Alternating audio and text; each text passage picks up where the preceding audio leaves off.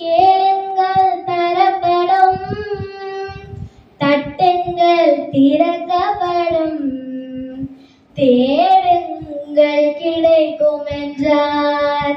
இயேசு தேடுங்கள் கிடைக்கும் என்றார்.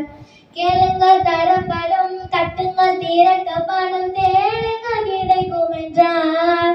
இயேசு தேடுங்கள் கிடைக்கும் என்றார்.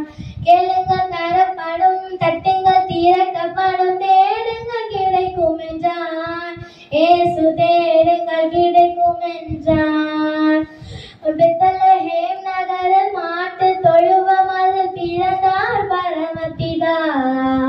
சூசை கன்னி மரியின் மடியில் தவழ்ந்தாரே சுபிதா.